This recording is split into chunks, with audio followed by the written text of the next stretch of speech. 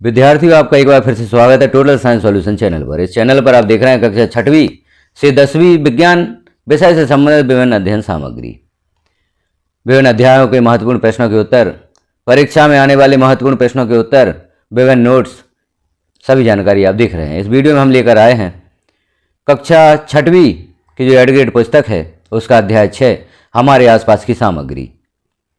इस अध्याय के 8 ग्रेड पुस्तक के जो प्रश्नों के उत्तर हैं उन प्रश्नों के उत्तर यहाँ पर देने का प्रयास किया गया है। आप भी इन प्रश्नों के उत्तर देखें। जैसे हम प्रारंभ करते हैं बहुविकल्पीय प्रश्नों से, सही विकल्प चुनकर उत्तर लिखिए। पहला प्रश्न है, दीपा के पास कुछ सामग्री जैसे लोहा, लकड़ी, प्लास्टिक, बांस, सीमेंट और पत्थर है। कुर्सी बनाने के लिए दीपा को कुछ वांछनीय गुणों का ध्यान रखना है। ये गुण निम्नलिखित हैं, जैसे पहला कठोरता, लंबे समय तक बैठने पर मुड़ती या हिलती नहीं है, हल्का भार उठाने में आसानी हो, सर्दियों में बैठने पर अधिक ठंडी महसूस ना हो, इसे नियमित रूप से साफ किया जा सके। इन गुणों को कौन कौन सी सामग्रियां पूरी करती हैं? यहाँ पर 4 विकल्प दिए गए हैं, सीमेंट और पत्थर, दूसरा है बांस और सीमेंट, तीसरा लकड़ी और प्लास्टिक, और डी विकल्प है लोहा और पत्थर। तो जो यहाँ पर गुण दिए गए हैं कुर्सी बनाने के लिए, उसके लिए सी विकल्प सही होगा, लकड़ी और प्लास्टिक, यह इन गुणों को पूर्ण करते हैं। अगला प्रश्न है, एक छात्र ने गिलास बनाने के लिए कागज, कपड़ा, प्लास्टिक की जाली तथा कांच जैसी सामग्रियों का एकत्रित किया। इनमें से किस सामग्री में जल धारण करने की अधिक क्षमता होगी? कांच व कपड़ा, कपड़ा व प्लास्टिक की जाली, केवल कांच, और कांच व कागज। तो यहाँ पर जो जल धारण करने की अधिक क्षमता होगी वह केवल कांच में होगी। सही विकल्प होगा केवल कांच। अगला प्रश्न है, शीत ने नमक, शक्कर, चौक पाउडर, रेत, लकड़ी का बुरादा तथा छोटे कंकड़ एकत्र करके सभी को पानी से भरे बीकर में डालकर तेजी से हिलाया और कुछ देर के लिए रख दिया। कुछ देर पश्चात देखने पर निम्न में से कौन सा सही अवलोकन दिखेगा? 4 विकल्प दिए गए हैं, तो इन 4 विकल्प में से नमक तथा शक्कर अदृश्य हो जाएंगे क्योंकि यह जल में घुलनशील हैं। तो सही विकल्प होगा नमक तथा शक्कर अदृश्य हो जाएंगे। अगला प्रश्न है, नीचे दिए गए कथनों को पढ़िए। कथन आ है, कोई भी वस्तु जो द्रव्यमान घेरती है और द्रव्यमान रखती है उसे द्रव्य कहते हैं। वह है, द्रव्यमान को ग्राम और किलोग्राम इकाइयों में मापा जाता है। उपरोक्त में से सही कथन है। तो यहाँ विकल्प दिए गए हैं, दोनों कथन सत्य हैं, दोनों कथन असत्य हैं। कथन आ सही है तथा कथन व गलत है, कथन व सही है तथा कथन आ गलत है।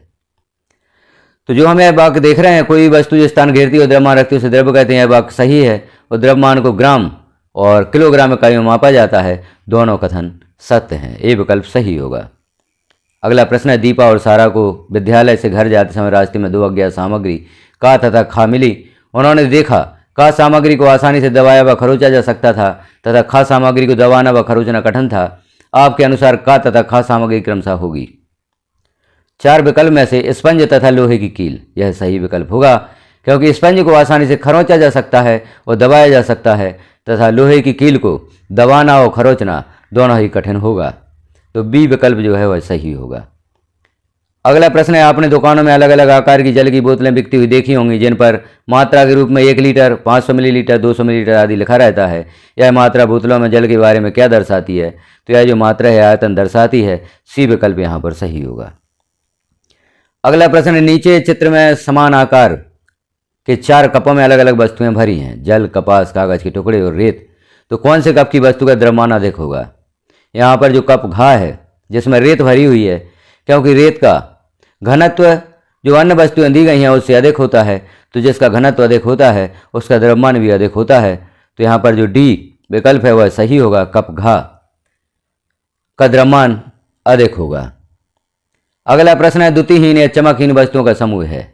यहाँ ऐसी वस्तुओं का समूह हमें बताना है जो चमकहीन है। लकड़ी, जूट, तांबा, लोहा, सोना, चांदी या रबर, एल्यूमिनियम। तो जो धातुएं होती हैं वह चमकदार होती हैं, लेकिन यहाँ पर जो लकड़ी और जूट दिया गया है यह चमकहीन वस्तुओं का समूह होगा।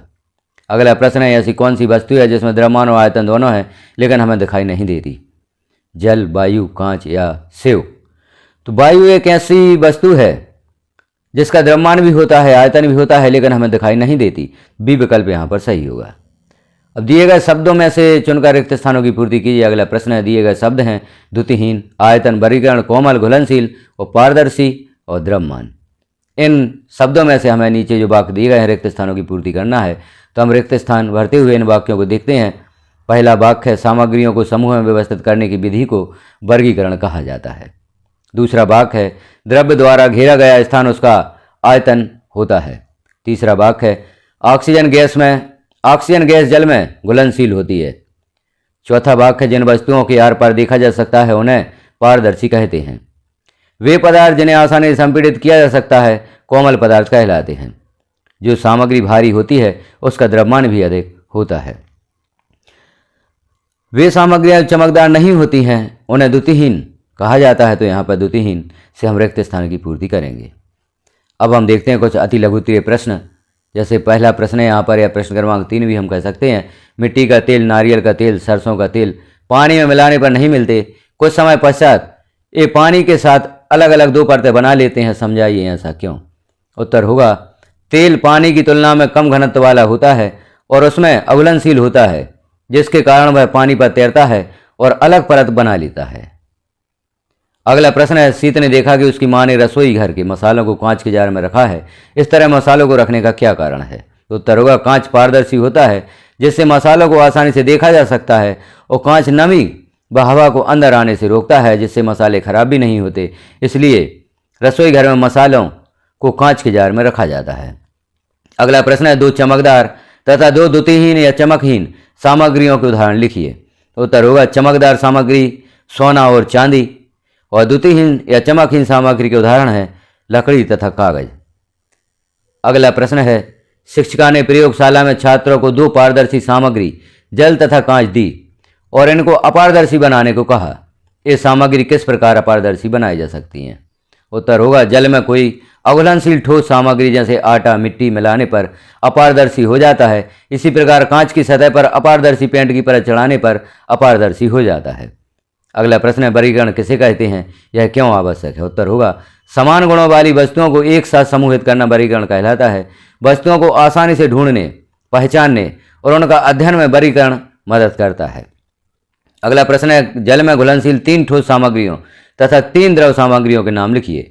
तो जल में घुलनशील ठोस सामग्रियां होंगी नमक, चीनी और फिटकरी, और जल में घुलनशील द्रव सामग्रियां नींबू का रस, दूध और सिरका, यह इनके उदाहरण हैं। अगला प्रश्न है आयतन और द्रव्यमान को मापने की इकाइयाँ लिखिए। तो आयतन की इकाई घन मीटर है और द्रव्यमान की इकाई किलोग्राम होती है। अगला प्रश्न है टेनिस की गेंद और क्रिकेट की गेंद में से किस गेंद का द्रव्यमान अधिक होगा और क्यों। तो उत्तर होगा क्रिकेट की गेंद टेनिस की गेंद की अपेक्षा भारी सामान है या भारी सामग्री से बनी होती है, इसलिए क्रिकेट की गेंद का द्रव्यमान अधिक होगा। अगला प्रश्न है वायु द्रव्य है या नहीं, अपना उत्तर कारण सहित लिखिए। तो उत्तर होगा वायु एक द्रव्य है क्योंकि इसमें द्रव्यमान होता है और वह स्थान घेरती है और उसका आयतन होता है, इसलिए वायु भी एक द्रव्य होगी। आगे देखें हम लघुत्तरीय प्रश्न है घुलन ने किराने की दुकान पर देखा कि दुकानदार ने सभी तरह के आटे एक कोने में, दालें एक कोने में, मसाले को एक जगह तथा सभी सामग्रियों को समूह में रखा था। उसके ऐसा करने का क्या कारण है। यदि वह सामग्रियों को समूहीकृत न करता तो दुकानदार को कौन सी समस्याओं का सामना करना पड़ सकता है, लिखिए। उत्तर होगा दुकानदार ने वस्तुओं को आसानी से ढूंढने और प्रबंधित करने के लिए समूहीकृत किया। सामग्री को समूहित न करने पर आने वाली समस्या निम्नलिखित होगी। जैसे पहली समस्या है सामान ढूंढने में बहुत समय लगता, दूसरी समस्या है दुकान में अव्यवस्था फैलती, और तीसरी समस्या सामग्री की सूची बनाना और स्टॉक प्रबंधित करना मुश्किल हो जाता। अगला प्रश्न है हमारे आसपास की वस्तुओं को किन गुणों के आधार पर समूह में विभाजित किया जा सकता है। उत्तर होगा हमारे आसपास की वस्तुओं को कठोरता या नरमी, पारदर्शिता तथा पारदर्शी, अपारदर्शी या पारभासी और घुलनशीलता, चालकता आदि गुणों के आधार पर समूहों में विभाजित किया जा सकता है। अगला प्रश्न है निम्नलिखित सामग्रियों को गुणों के आधार पर वर्गीकृत कीजिए। जैसे कांच, लकड़ी, रबर और तांबा। तो कांच के गुण हैं पारदर्शी और कठोर, लकड़ी के गुण हैं अपारदर्शी और कठोर, रबर के गुण हैं अपारदर्शी, नरम व लचीला, और तांबा के गुण होंगे अपारदर्शी, कठोर और चमकदार। इस प्रकार से हम इन्हें वर्गीकृत कर सकते हैं। अगला प्रश्न है ORS या ओरल रिहाइड्रेशन सॉल्यूशन का पैकेट प्राथमिक स्वास्थ्य केंद्रों में बाजार में उपलब्ध होते हैं, किंतु आवश्यकता पड़ने पर आप इसे घर में कैसे बनाएंगे, इसकी बनाने की विधि तथा उपयोग लिखिए। तो उत्तर देखते हैं हम। ORS बनाने की विधि 1 लीटर साफ उबला हुआ पानी लें, उसमें 6 छोटे चम्मच चीनी और आधा चम्मच नमक अच्छी तरह घोल लें, ORS तैयार हो जाता है। इसका उपयोग होता है दस्त, उल्टी या निर्जलीकरण के दौरान शरीर में जल की कमी को पूरा करने में ORS का उपयोग किया जाता है। अगला प्रश्न है, नीचे बॉक्स में कुछ सामग्री दी गई है, इन सामग्रियों को गुणों के आधार पर छांटकर दी गई तालिका में भरिए। कांच का गिलास, butter paper, rubber, first aid कांच, लकड़ी का बोर्ड, तेल लगा कागज। तो यहाँ हम इन्हें वर्गीकृत करते हैं। पारदर्शी कांच का गिलास होगा, पारभासी में बटर पेपर, फर्स्ट एड कांच और तेल लगा कागज होगा, व अपारदर्शी में लकड़ी का बोर्ड और रबड़। इस प्रकार से इन्हें हम गुणों के आधार पर छांटकर अलग अलग लिखेंगे। अगला प्रश्न है, आपको दो समान आयतन के कांच के गिलास दिए गए हैं, एक गिलास में पानी तथा दूसरे गिलास में शहद भरा है, किस गिलास की सामग्री का द्रव्यमान अधिक होगा और क्यों?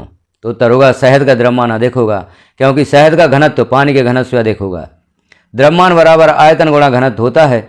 चूंकि आयतन समान है लेकिन अधिक घनत्व वाली सामग्री जो शहद है का द्रव्यमान भी अधिक होगा। अगला प्रश्न, धातुएं चमकदार होती हैं किंतु धीरे धीरे अपनी चमक खो देती हैं और फीकी एवं द्युतिहीन दिखाई देने लगती हैं, इसका क्या कारण है, स्पष्ट कीजिए। तो उत्तर होगा धातुएं धीरे धीरे अपनी चमक खो देती हैं और फीकी दिखाई देने लगती हैं क्योंकि वे वायु में उपस्थित ऑक्सीजन, नमी और अन्य गैसों के साथ अभिक्रिया करके अपनी सतह पर ऑक्साइड, कार्बोनेट या सल्फाइड की परत बना लेती हैं, जिससे उनकी धात्विक चमक छिप जाती है। आगे हम देखें दीर्घवृत्तीय प्रश्न 19वां है, चित्र में दिखाई गई वस्तुओं को उनके गुणों के आधार पर समूह में बांटिए। तो इनके गुण आप देखें और समूह में बांटें। जैसे कठोरता गिलास, कप, चम्मच, स्केल और चाबी में होगी। कोमलता के आधार पर पत्ती, नोटबुक और पंख होगा। चमक के आधार पर धातु का कप, चम्मच और चाबी, इनमें चमक होगी। और द्युतिहीन वस्तुएं होंगी पत्ती, नोटबुक, पंख और दिया। अब आगे देखें, मैं कौन हूँ, दिए गए गुणों के आधार पर मुझे पहचानें। जैसे पहला है, मुझ में से आप आर पार स्पष्ट नहीं देख सकते, तो वह वस्तु होगी पारभासी। दूसरा है, कठोर, जल में घुलनशील हूँ, यह कठोर है लेकिन जल में घुलनशील है, तो वह नमक होगा। तीसरा वाक्य में अपनी चमक खो देती हूँ, तो यह अधातु होगी। और मैं जल में देर तक घुलने पर भी अदृश्य नहीं होता, तो यह अघुलनशील होता है। मुझे आसानी से दबाना या खरोचना कठिन है, तो यह कठोर होगा। इस प्रकार से आप गुणों के आधार पर इन्हें पहचानेंगे। अगला प्रश्न है, कल्पना कीजिए कि आपके पास दो अज्ञात सामग्रियां हैं, का और खा। जब आप सामग्री का को देखते हैं तो उसमें से आर पार दिखाई देता है, जबकि सामग्री खा को देखते हैं तो उसमें से आर पार दिखाई नहीं देता है। वहीं सामग्री का आयतन निश्चित नहीं होता है, जबकि सामग्री खा का आयतन निश्चित होता है। सामग्री का और खा क्या हो सकती है, सूची बनाइए। ऐसा क्यों हो सकता है, अपने तर्क की व्याख्या कीजिए। उत्तर होगा सामग्री का जल या अन्य तरल या गैस हो सकती है और सामग्री खा लकड़ी या कोई अन्य ठोस पदार्थ हो सकती है। सामग्री का पारदर्शी है और तरल होने के कारण निश्चित आयतन नहीं होता है, जबकि सामग्री खा ठोस होने के कारण अपारदर्शी है और निश्चित आयतन होता है। अगला प्रश्न है, आपको निम्नानुसार सामग्रियां प्रदान की गई हैं, जल, सरसों का तेल, रेत, सिरका, गेहूं का आटा, शहद, ग्लूकोज, नमक। सामग्रियों के ऐसे जोड़े बनाएं जहां एक सामग्री दूसरे में घुलनशील हो और दूसरा जहां एक सामग्री दूसरे में अघुलनशील हो। तो घुलनशील जोड़े हम बनाएंगे नमक और जल। नमक जल में घुलनशील होता है। जल और ग्लूकोज, यहाँ ग्लूकोज जल में घुलनशील होता है। जल और सिरका जल में घुलनशील होता है। जल और शहद जल में घुलनशील होती है। अघुलनशील जोड़े होंगे जल और रेत। जल और सरसों का तेल, जल और गेहूं का आटा, सिरका और सरसों का तेल, यह आपस में अघुलनशील होते हैं। इस प्रकार से हमने इस वीडियो में देखा अध्याय 6 जो कक्षा 6वीं की एडगेट पुस्तक है, हमारे आसपास की सामग्री। जो प्रश्न है यहाँ पर, इन प्रश्नों के उत्तर हमने देखे। अन्य अध्यायों के प्रश्नों के उत्तर आप देखना चाहते हैं तो चैनल पर विजिट अवश्य करें। चैनल को अभी तक सब्सक्राइब नहीं किया है तो सब्सक्राइब कर लें, बेल आइकन को क्लिक कर पर प्रेस कर दें ताकि इस प्रकार की महत्वपूर्ण जानकारियाँ समय समय पर आपको प्राप्त हो सकें। वीडियो आपको प्राप्त होता है तो अन्य साथियों में शेयर भी करें ताकि सभी विद्यार्थियों को इन प्रश्नों के उत्तर प्राप्त हो सकें। वीडियो को लास्ट तक देखने के लिए आपका धन्यवाद।